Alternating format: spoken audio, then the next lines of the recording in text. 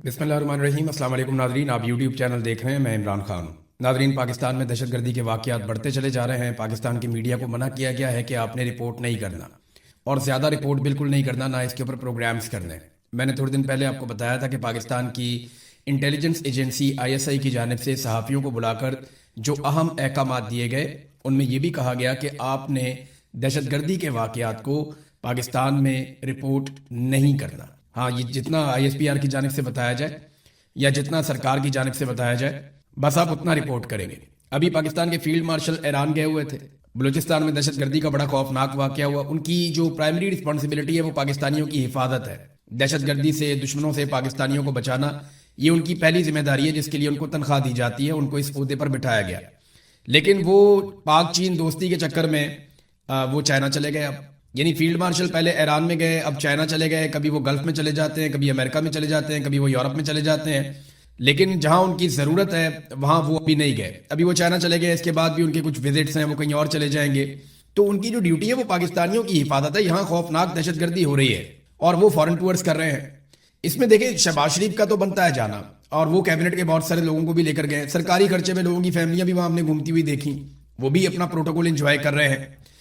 मुझे अच्छी तरह याद है कि 26 नवंबर को पाकिस्तान तहरीक इंसाफ के एहतजाज के दौरान एक थर्ड पार्टी ने या किसी नामालूम आदमी ने, वैसे किसी और पार्टी से उस बंदे का ताल्लुक था, उसने अपनी गाड़ी से 4 रेंजर्स वालों को कुचल दिया था और वो जाम बहक हो गए थे। वहां पे नमाज जनाजा में ये लोग सारे इकट्ठे होकर वजीर आजम, आर्मी चीफ सारे गए थे, और वहां फील्ड मार्शल की आंखों से अंगारे फूट रहे थे। पाकिस्तान तहरीक इंसाफ के खिलाफ फौलादी अज़म उस वक्त दिखाया गया था।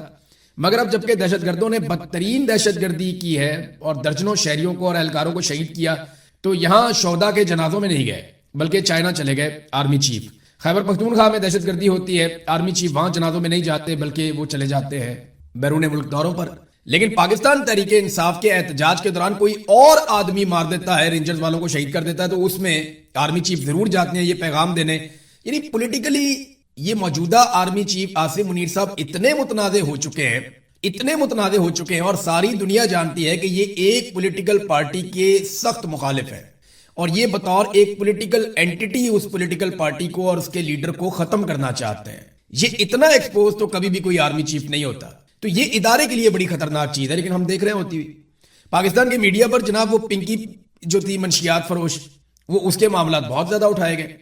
वो एक चद्दड़ है, एक एक्ट्रेस है, उनका मामला बहुत ज्यादा आसमान पे उठाया गया है। अच्छा, मेरे से भी कुछ लोग पूछते हैं जी इस पे आपकी राय क्या है, तो मैं सादी सादी बात आपको बताता हूं कि निजी जिंदगी के मामलात में किसी की भी वो मैं नहीं जाता, लेकिन फिर भी जब एक खातून कह दे ना, तो उसका मतलब है ना। फिर किसी भी मर्द को, चाहे वो किसी भी ओहदे पे हो, कितना भी ताकतवर हो, उसे कोई इख्तियार नहीं है कि वो उस खातून को हरासा करे। इसकी सख्त सजा मिलनी चाहिए, मैं बिल्कुल क्लियरली ये कह रहा हूं। और क्योंकि कुछ लोग सवाल इसलिए पूछ रहे थे कि मियां अली अशफाक वहां पे, तो मैंने पहले भी बताया कि भाई वो एक आजाद अपनी जिंदगी गुजारते हैं, उनके अपने केसेस हैं, वो जहां मर्जी अपना केस लड़े। इससे पहले वो PMLN के भी वकील रह चुके हैं, कैप्टन सफदर का गालिबन केस लड़ा था, और लोगों के भी लड़े हैं, PTI के लोगों के भी लड़े। तो वो मेरा ताल्लुक अलग है, लेकिन ये काम उसका अलग है। अब यहां पे मेरी राय जो सादी सादी है वो ये है, किसी भी मर्द को, चाहे वो जितने मर्जी बड़े ओहदे पे हो, जितना मर्जी ताकतवर हो, किसी भी खातून को हरासा करने का उसे कोई हक नहीं है। जब खातून ने बोल दिया ना, तो उसका मतलब है ना। और ये बड़ी एक क्लियर, इंसानी बुनियादों पे देख लें, कानूनी बुनियादों पे देख लें, आप जिस मर्जी बुनियाद पे रख के इसको परख लें, ये कानून ऐसे ही है और ये मामला ऐसे ही होना चाहिए। बाकी सारी कहानियां हैं। नाजरीन, मैं आपके सामने अब जरा एक इश्तिहार रखने वाला हूं। ये इश्तिहार देखें आप। ये ईद आने से पहले इन्होंने इश्तिहारात देना शुरू कर दिए। ये मरियम नवाज का फोटो, आधे आधे सफ़े। अभी ये अयाशी वाले जहाज में घूम कर आए हैं अपनी सहेलियों के साथ, दोस्तों के साथ, और अब वज़ीर आला मरियम शहबाज के सुतरा प्रोग्राम के तहत ईद उल अजहा के मौके पर भाई लोगों के पास जानवर खरीदने के पैसे नहीं है। एक तो मेरी आप सबसे गुजारिश है कि जो लोग कुर्बानी करें वो गोश्त को अब स्टोर ना करें। हमारे बहुत सारे सफेद पोश लोग ऐसे हैं जो पहले कुर्बानी कर सकते थे, वो अब नहीं कर पा रहे क्योंकि उनके पास पैसे की किल्लत है।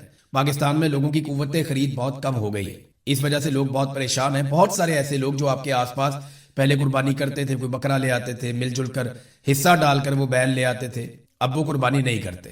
तो अब जबकि वो लोग कुर्बानी नहीं कर रहे, तो इसमें जिम्मेदारी जो लोग कुर्बानी कर रहे हैं उनकी बढ़ जाती है कि वो अपना हिस्सा भी उन्हें दें, लोगों को ज्यादा से ज्यादा तकसीम करें, ताकि वो भी ईद की इन खुशियों में शामिल हो सकें। बहरहाल जानवर ही बहुत थोड़े हैं, तो सफाई तो फिर ज्यादा करनी नहीं पड़ेगी इन्हें। मंडियों के अंदर ऐसा लगता था बहुत रश होगा, लेकिन जो लोग जा रहे हैं वो बता रहे हैं जनाब रश ही नहीं है। लोग आ ही नहीं रहे, लोगों के पास पैसा ही नहीं है। छोटा जानवर खरीदना तो ख्वाब बन गया है, और बड़ा जानवर जो है उसको हाथ नहीं लगता, वो इतना महंगा हो गया। जितने के 2 बकरे आ जाते थे उतने में जो है वो अब एक हिस्सा डलता है बैल के अंदर। तो हालात बहुत अजीब हैं। बहुत छोटा सा एक बकरा, एक दोस्त है उन्होंने मुझे तस्वीर भेजी, उन्होंने 1 लाख रुपए का लिया, बिल्कुल छोटा सा, ऐसे जैसे वो सदके का बकरा होता है ना, उससे थोड़ा सा बड़ा होगा, तो वो 1 लाख रुपए का उन्होंने लिया। तो इतनी महंगाई हो गई है पाकिस्तान में, बेचारे बेचने आते हैं, वो भी गरीब लोग हैं, उनको बंदा क्या कहे। लेकिन महंगाई बढ़ इतनी गई है कि आम आदमी के बस से बाहर होता जा रहा है। अब नाज़रीन, जहां पे ये इश्तिहारात वगैरह लग रहे हैं, तो मैं आपको एक इश्तिहार दिखाता हूं। ये इश्तिहार है जनाब इंडियन साइड से, जो वजीर आला है उनकी जानिब से। इश्तिहार तो नहीं है, उन्होंने स्टेटमेंट जारी किया कि हमने 600 यूनिट तक बिजली फ्री की है, चाहे एसी चलाओ, जो मर्जी चलाओ। ये हरमीत सिंह ने इसको रिपोर्ट किया, जहां से मैंने इसको पढ़ा, और कई जगहों से भी पढ़ा है। यहाँ पे अली मोल साहब हैं, उन्होंने भी इसको रिपोर्ट किया, एक और जर्नलिस्ट हैं, उन्होंने भी इसको रिपोर्ट किया। तो इसे लोग रिपोर्ट कर रहे हैं इस मामले को। अब देखें ना, वो चढ़दा पंजाब है, ये लहंदा पंजाब है, यानी वहां पे भी पंजाब है, यहाँ पे भी पंजाब है। ये इकट्ठा होता था पहले, फिर पाकिस्तान बन गया 1947 में, वो अलग हो गया, इंडिया के पास चला गया, ये पाकिस्तान के पास आ गया। वहां पे एक वजीर आला है और यहाँ पे भी एक वजीर आला है। तो वहां पे जो सीएम है मान साहब, और यहाँ पे जो सीएम है ये मंजूर नजर और ताकतवर हलकों की पसंदीदा और एक रॉयल फैमिली से ताल्लुक रखने वाली खातून, जिन्हें हर चीज सोने की प्लेट में और सोने का चमचा मुंह में लेकर पैदा होने वाली, ये इनको जनाब यहाँ पे वजारत आला तोहफे में दी गई है। ये बगैर मैंडेट के आई हैं, वहां वो मैंडेट के साथ आए हैं मान साहब। तो उन्होंने अपने लोगों के लिए 11 अरब इंडियन रुपए का एक थर्मल प्लांट लिया, अपने जाती हुकूमत की कैपेसिटी से जो पैसा उनका निकला बचत करके, उससे उन्होंने 11 अरब इंडियन रुपए का एक पावर प्लांट लिया, और अब वो भारतीय शहरियों को वहां पे मुफ्त बिजली फराहम कर रहे हैं। दूसरी तरफ यहाँ पे शहजादी ने अपने लिए 11 अरब रुपए का एक अय्याशी वाला लग्जरी तैयारा लिया, और उसमें सफर करने के बाद इनकी सहेलियों में से एक का मैं इंटरव्यू सुन रहा था, छोटा सा क्लिप। वो बता रही थी कि बाकू आजरबाईजान के खानों का जायका कितना मजे का है। मैं वहां पे रहा हूं, वाकई उनके खाने अच्छे हैं, लेकिन मामला ये है कि ये क्या बकवास है। लोग भूख से मर रहे हैं, वो बिजली के बिल नहीं दे पा रहे, और आपने वादा किया था कि 300 यूनिट तक बिजली का बिल नहीं आया करेगा। वादे का आपने उल्टा कर दिया कि 200-300 यूनिट तक भी जो बिजली इस्तेमाल करता है उसे 4 गुना बिल आता है, और जो सब्सिडी थोड़ी बहुत रह गई थी वो भी आप लोगों ने आईएमएफ के कहने पर वापस छीन लिए। तो एक तरफ वो वजीर आला है जिसने कुछ भी वादा इस तरह का नहीं किया था, लेकिन वो मुफ्त बिजली दे रहा है, अपने शहरियों को कहता है एसी चलाओ, जो मर्जी करो।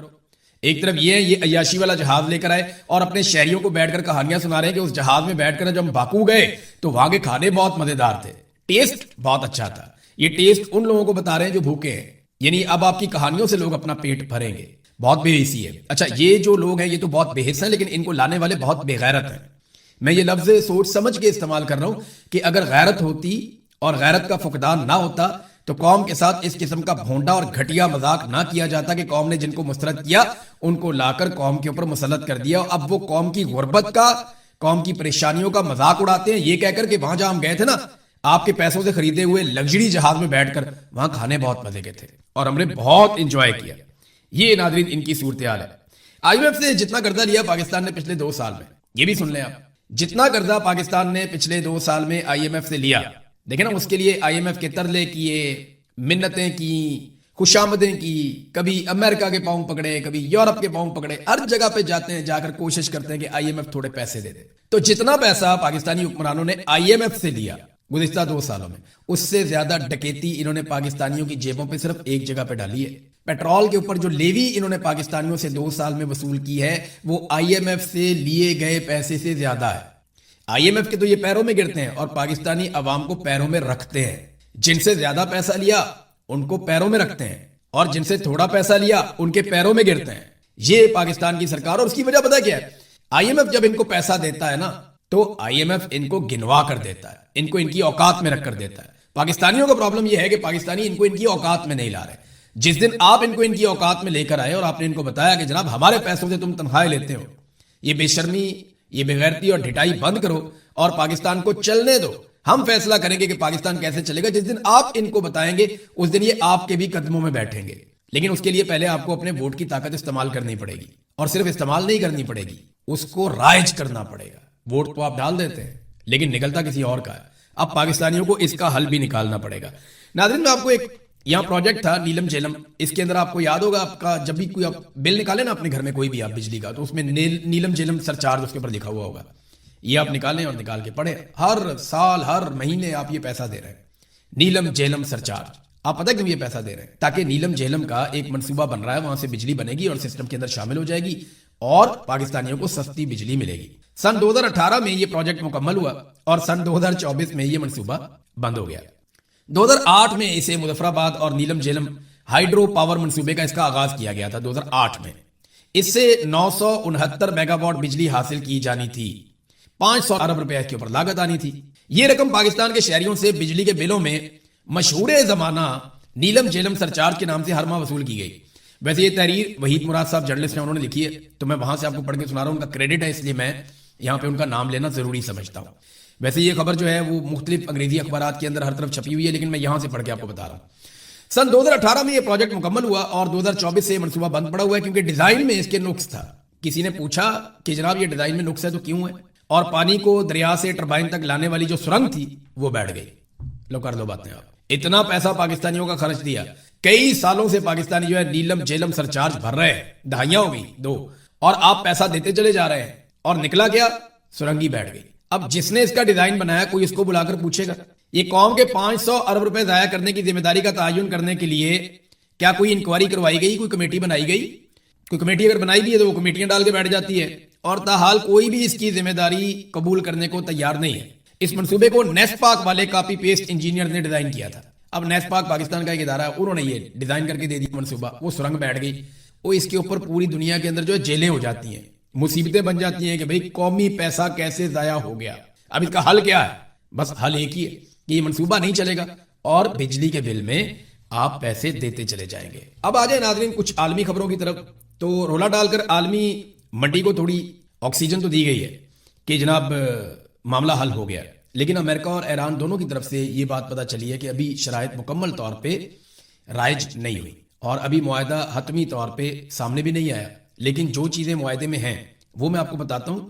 اس سے پہلے ڈونلڈ ٹرمپ نے ایک ٹویٹ کیا, یہ امپورٹنٹ ہے, یہ آپ کے سامنے میں رکھ دیتا ہوں کہ ڈونلڈ ٹرمپ نے اب کیا کہا, اور ایک مطالبہ کر دیا ان سارے ملکوں سے جو اس معاملے میں سٹیک ہولڈر تھے. یہ ٹروتھ سوشل کے اوپر ڈونلڈ ٹرمپ نے ایک ٹویٹ کیا, انہوں نے کہا جی اسلامی جمہوریہ ایران کے ساتھ مذاکرات اچھے انداز میں آگے بڑھ رہے ہیں, یا تو یہ سب کے لیے ایک بہترین معاہدہ ہوگا یا پھر یہ معاہدہ نہیں ہوگا, یعنی محاذ جنگ اور فائرنگ کی طرف واپسی ہو جائے گی, لیکن پہلے سے کہیں زیادہ بڑی اور شدید تر, اور کوئی بھی ایسا نہیں کرنا چاہتا. معاہدہ اگر ہوگا تو ہماری مرضی کا ہوگا, ورنہ نہیں ہوگا, ورنہ لڑائی ہوگی, اور لڑائی ہوئی تو پہلے سے بہت شدید ہوگی. کوئی ایسا نہیں کرنا چاہتا. پھر انہوں نے کہا سعودی عرب کے ولی عہد محمد بن سلمان سے, پھر سارے وہ نام جس طرح میں نے پہلے آپ کو بتایا تھا, اس میں فیلڈ مارشل کا نام بھی ہے, قطر کے اور سارے حکمرانوں کے نام لینے کے بعد انہوں نے کہا کہ ان کے ساتھ بات چیت میں نے واضح کیا کہ اس انتہائی پیچیدہ پہیلی کو سلجھانے کے لیے امریکہ کی جانب سے کی جانے والی تمام تر کوششوں کے بعد اب یہ لازمی ہونا چاہیے کہ تمام ممالک کم از کم بیک وقت ابراہیمی معاہدے پر دستخط کرتے ہیں. ابراہم اکارڈ, ڈونلڈ ٹرمپ کہتا ہے کہ اس کے اوپر سارے دستخط کرتے ہیں. جن ممالک کے حوالے سے بات چیت کی گئی ان میں سعودی عرب, قطر, پاکستان, ترکی, مصر, اردن اور بحرین شامل ہیں. یہ ممکن ہے کہ کسی ایک یا دو ممالک کے پاس ایسا نہ کرنے کی کوئی وجہ ہو اور اسے تسلیم کیا جائے گا, لیکن اکثر کو تیار رہنا چاہیے, آمادہ ہونا چاہیے اور اس قابل ہونا چاہیے کہ وہ ایران کے ساتھ اس تصفیے کو اس سے کہیں زیادہ تاریخی واقعہ بنا دیں جتنا کہ یہ ہوتا. اب وہ یہ کہہ رہے ہیں جناب آپ ابراہم اکارڈ کے اوپر دستخط کریں. اس کا سادہ مطلب جو ہے, آسان مطلب وہ یہ ہے کہ آپ اسرائیل کو تسلیم کر دیں. اکا دکا ملکہ انہوں نے کہا تو میں بھی پاکستان کے بارے میں ان کے دماغ میں کہ پاکستان شاید تسلیم نہیں کر سکتا, پاکستان میں حالات ایسے ہیں. ایران کے بارے میں وہ یہ کہتے ہیں کہ ایران کو اس کے اندر بھی شامل ہونا چاہیے. پھر ایران کو وہ بڑا, سعودی عرب اور قطر کے بارے میں انہوں نے کہا جی کہ ان کو تو یہ کرنا چاہیے اور اس کی شروعات سعودی عرب اور قطر کی جانب سے فوری دستخط کے ساتھ ہونی چاہیے, باقی سب کو اس کی پیروی کرنی چاہیے. پھر انہوں نے یہ بھی کہا کہ جناب یہ بڑا شاندار ہوگا, اس سے بہت سارے مالی فائدے بھی ملیں گے, جن ملکوں نے کیا ان کو بہت فائدہ ہوا, یہ بھی ڈونلڈ ٹرمپ نے کہا. تو اس سے بڑی کوئی اور چیز نہیں ہوگی, 5000 سالہ تاریخ کے اندر کبھی ایسا نہیں ہوا ہوگا. اس قسم کی باتیں ڈونلڈ ٹرمپ نے کر دی ہیں. اور یعنی ڈونلڈ ٹرمپ نے کہا کہ میں دنیا کے دوسرے خطے کی طرح اپنے نمائندوں سے کہہ رہا ہوں کہ وہ ان ممالک کو پہلے سے تاریخی ابراہیمی معاہدے میں شامل کرنے کا عمل شروع کر دیں اور اسے کامیابی سے مکمل کریں. اس معاملے پر آپ کی توجہ کا شکریہ. اب سمجھیں ذرا اس کو آپ, یہ اس کا نام ابراہیم اکارڈ کیوں رکھا گیا؟ پہلے اس کی ٹیکنیکل ریزن آپ دیکھ لیں. حضرت ابراہیم علیہ السلام کے 2 بیٹے تھے, ایک کا نام حضرت اسحاق علیہ السلام اور ایک کا نام حضرت اسماعیل علیہ السلام. نبی اکرم صلی اللہ علیہ وآلہ وسلم جو مسلمانوں کے آخری نبی ہیں, آپ صلی اللہ علیہ وآلہ وسلم حضرت اسماعیل علیہ السلام کی اولاد میں سے تھے، جبکہ باقی بہت سارے انبیاء اور انبیاء کی پوری ایک لڑی حضرت اسحاق علیہ السلام کی اولاد میں سے تھے۔ حضرت اسحاق علیہ السلام کے بیٹے تھے حضرت یعقوب علیہ السلام، اور انہی کا نام جو ہے وہ اسرائیل بھی ہے، اور ان کی اولاد کو بنی اسرائیل کہتے ہیں۔ تو بنی اسرائیل میں بہت سارے کئیوں کے نام بھی نہیں پتا میں، بہت سارے پیغمبر آئے اور اللہ کا پیغام لے کر آئے۔ ایک دور میں مسلمان بھی یہودیوں کو یہ بات بتاتے تھے کہ حضرت ابراہیم علیہ السلام کی ہی اولاد ہیں حضرت اسماعیل علیہ السلام اور حضرت اسحاق علیہ السلام۔ تو یہ جو نسل پرستی کے چکر میں ایک اختلاف تھا اس کو دور کرنے کی کوشش کی جاتی تھی۔ آج اس لفظ کو استعمال کیا جا رہا ہے اسرائیل کو تسلیم کرنے کے تناظر میں، لیکن معاملہ انسانی حقوق کا ہے، معاملہ عقائد کا نہیں ہے۔ یعنی اگر آپ اس کو مسلمان بن کر دیکھیں گے، عیسائی بن کر دیکھیں گے، یہودی بن کر دیکھیں گے تو آپ کے دماغ میں کچھ اور چلے گا، لیکن اگر آپ اس کو ایک انسان بن کر دیکھیں گے تو آپ کو سمجھ آ جائے گی کہ اسرائیل نے جس لیول کی زیادتی کی ہے نہتے فلسطینیوں کے ساتھ اور آس پاس کے ممالک میں، اس کی کوئی اور مثال یہ جدید دنیا کے اندر تو نہیں ہے۔ تو جب آپ ایسے دیکھتے ہیں تو اصولی نقطہ نظر سے آپ کے پاس یہ گنجائش کم ہو جاتی ہے کہ آپ اسرائیل کو تسلیم کریں۔ یہاں بہت سارے ممالک جو مسلم ممالک نہیں ہیں، یورپی ممالک ہیں، وہ فلسطین کو تسلیم کر رہے ہیں اور اسرائیل کے اوپر پابندیاں لگا رہے ہیں، جبکہ مسلمان ملکوں پہ اب دباؤ ڈالا جا رہا ہے کہ آپ ابراہم ایکارڈ کے اوپر دستخط کریں اور آپ اسرائیل کو تسلیم کر دیں۔ تو یہ ڈونلڈ ٹرمپ نے کہا۔ بہرحال واشنگٹن پوسٹ نے ایک بڑی شاندار رپورٹنگ کی ہے، وہ رپورٹنگ میں آپ کے سامنے رکھتا ہوں۔ انہوں نے بتایا کہ وہ کون سی چیزیں ہیں جن کے اوپر یہ معاہدہ ہونے جا رہا ہے۔ سب سے پہلی چیز یہ ہے کہ 60 دن کے لیے جنگ بندی ہو جائے گی، اس دوران ایک حتمی امن معاہدے کے لیے مذاکرات کیے جائیں گے، اور یہ مذاکرات اب میرے خیال میں قطر میں ہوں گے۔ پھر آبنہ ہرمز کو دوبارہ کھولا جائے گا، 30 دنوں کے اندر اندر ایران آبنہ ہرمز کو کھولے گا اور وہاں سے بچھائی گئی بارودی سرنگوں کو صاف کرے گا۔ پھر بحری ناکہ بندی کا خاتمہ، امریکہ فوری طور پر ایرانی بندرگاہوں کی اپنی بحری ناکہ بندی ختم کر دے گا۔ پھر منجمد اثاثوں کی بحالی، امریکہ قطر میں موجود ایران کے 12 ارب ڈالرز کے منجمد اثاثے فوراً بحال کر دے گا، اور یہ معاہدے پر دستخط کرنے کے لیے ایران کی ایک سخت پیشگی شرط تھی، اور اس کے لیے قطر پہنچ گئے ہیں باکر کالیباف جو ایرانی سپیکر ہیں، اور وزیر خارجہ عباس عراقچی، وہ اب قطر پہنچ گئے ہیں۔ قطر کو انوالو کر دیا گیا ہے۔ اگر یہ پیسہ ڈی فریز ہو جاتا ہے یا یہ پیسہ ایران کو مل جاتا ہے تو آپ یہ سمجھیں کہ اب معاہدہ بہت تیزی سے آگے بڑھ سکتا ہے۔ پھر جوہری ہتھیاروں سے دستبرداری کا عزم، اب یہ تو ایران پہلے ہی کہہ چکا ہے، فتویٰ بھی موجود ہے آیت اللہ علی خامنئی کا، ایران کو اس پہ پرابلم کوئی نہیں ہوگا، بس یورینیم ایران کے اندر رہے یا امریکہ کے پاس نہ جائے، یعنی رشیا لے جا سکتا ہے، چائنا لے جا سکتا ہے، میں بھی پاکستان ایسا ایک ملک ہو سکتا ہے، لیکن امریکہ کو وار ٹرافی کے طور پہ مجھے نہیں لگتا کہ وہ یورینیم دینے والے ہیں۔ تو یہ یورینیم کا معاملہ تو وہیں پہ کھڑا ہے، اس پہ مذاکرات ہوں گے، بات چیت ہوگی۔ ایران پہلے بھی کہتا ہے جی ہم بم نہیں بنا رہے، ہم بجلی بنا رہے ہیں، تو وہ معاملہ تو وہیں پہ کھڑا ہے۔ تو امریکہ نے اس ساری لڑائی میں حاصل کیا کیا؟ ایران نے تو اپنے منجمد اثاثے جو ہیں وہ بحال کروا لیے، ایران نے آبنہ ہرمز پہ اپنا کچھ حد تک کنٹرول بھی کر لیا۔ اگر آبنہ ہرمز کھل بھی جاتی ہے تو وہ تو پہلے بھی کھلی ہوئی تھی، اور اگر جوہری مذاکرات ہی کرنے ہیں تو وہ تو پہلے بھی ہو رہے تھے۔ تو اس ساری لڑائی میں امریکہ نے اپنی مت توڑوا لی، آئرن ڈوم کا پول کھل گیا، اور امریکہ کی دفاعی صلاحیتیں جو ہیں وہ دنیا کے سامنے آ گئی۔ بہرحال ابھی حتمی معاہدہ باقی ہے اور کسی بھی معاملے پہ دستخط ابھی تک نہیں ہوئے۔ اس میں ایران کی وزارت خارجہ کا بھی ایک سٹیٹمنٹ ہے، انہوں نے کہا یہ بات بالکل درست ہے کہ ہم زیر بحث موضوعات کے ایک بڑے حصے پر کسی نتیجے تک پہنچ چکے ہیں، تاہم یہ کہنا کہ اس کا مطلب یہ ہے کہ معاہدے پر دستخط بالکل قریب ہے، کوئی بھی ایسا دعویٰ نہیں کر سکتا۔ امریکہ میں پالیسی سازی اور فیصلہ سازی کا عمل ایک طرح کے ادارہ جاتی تذبذب اور ہچکچاہٹ کا شکار ہے۔ وہاں پہ ایک امریکہ کے اندر وہ کہہ رہے ہیں پرابلم چل رہی ہے، ان کے تھوڑے فیصلے بدلتے رہتے ہیں، مطالبات بھی اوپر نیچے ہوتے رہتے ہیں، لہٰذا یہ ابھی ابتدائی مراحل میں ہے، کچھ چیزیں طے ہو گئی ہیں اور کچھ چیزیں طے ہو جائیں گی۔ مجھے امید ہے کہ اب یہ جنگ بندی کی طرف ہی معاملہ جائے گا۔ انٹرنیشنل مارکیٹ میں تھوڑا سا استحکام آیا اور اس کا فائدہ پاکستانی شہریوں کو ملنا چاہیے، کیونکہ سب سے بڑا نقصان پوری دنیا میں پاکستانی شہریوں کو ہوا تھا۔ حالانکہ پاکستان میں پیٹرول بھی آ رہا تھا، پرانا پیٹرول بھی موجود تھا، پاکستان کو سب سپورٹ بھی کر رہے تھے، سہولت بھی مل رہی تھی، اس کے باوجود پاکستانی عوام کا کچومڑ نکال دیا شہباز شریف اور فیلڈ مارشل عاصم منیر نے مل کر۔ تو اب یہ ان دونوں سے گزارش ہے کہ جناب ہم جنگ ٹل گئی ہے تو مہربانی کر کے پیٹرول کی قیمت کو 150 روپے لیٹر پہ واپس لے جائیں۔ ناظرین، ایک سٹیٹمنٹ جو ہے وہ امریکی وزیر خارجہ نے بھارت کی سرزمین پر کھڑے ہو کر دیا۔ میں سٹیٹمنٹ آپ کو سناتا ہوں، بات اس پہ ہم نیکسٹ ویلاگ میں کریں گے ابھی کیونکہ لمبا ہو جائے گا۔ انڈیا ہمیشہ اس حقیقت کی طرف اشارہ کرتا رہا ہے کہ پاکستان کی سرزمین سے مسلح دہشت گرد گروپ کام کر رہے ہیں جو انڈیا کو نشانہ بناتے ہیں، وہ ہمیشہ اس حوالے سے فکر مند رہتے ہیں۔ اب میں انتظار کروں گا کہ شہباز شریف اور فیلڈ مارشل عاصم منیر اس کا جواب کب دیتے ہیں۔ اب تک کے لیے اتنا ہی، اپنا خیال رکھیے گا، اپنے چینل کا بھی۔ اللہ حافظ۔